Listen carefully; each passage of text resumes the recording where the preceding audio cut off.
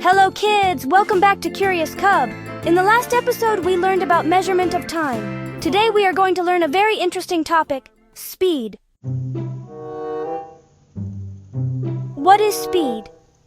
Children, when an object moves, we want to know how fast it is moving. This is called speed. For example, a car moves fast. A bicycle moves slower. A person walks slowly. All of them have different speeds. Definition of speed. Speed tells us how much distance an object travels in a given time. In simple words, speed equals distance divided by time. Example: suppose a car travels 100 kilometers in 2 hours. Speed equals distance divided by time. Speed equals 100 divided by 2. Speed equals 50 kilometers per hour. So, the speed of the car is 50 kilometers per hour.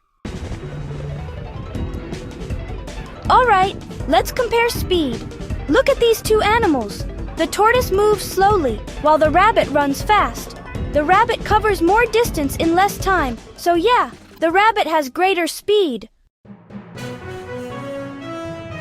Now, let's talk about units of speed. Speed is measured in units like kilometer per hour, which we write as kilometer per h, and meter per second, or m per s. For example, a car's speed is usually given in kilometers per hour, while running speed is measured in meters per second. Here are some examples of speed around us. There's bicycle speed, bus speed, train speed, and even airplane speed.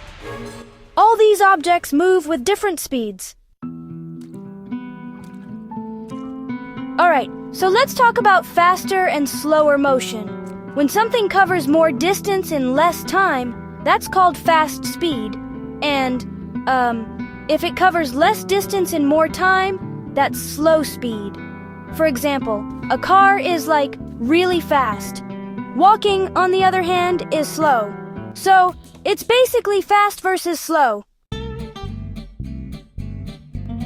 Okay, quick revision. Speed tells us how fast something moves. The formula for speed is, speed equals distance divided by time. The units we use are kilometers per hour and meters per second. And remember, more distance in less time means more speed. Now, it's quiz time. Question 1. What is the formula of speed? Question 2. Which unit is used for car speed? And question 3. Who is faster, a bicycle or a train? So, today we learned what is speed, the formula of speed, units of speed, and some examples.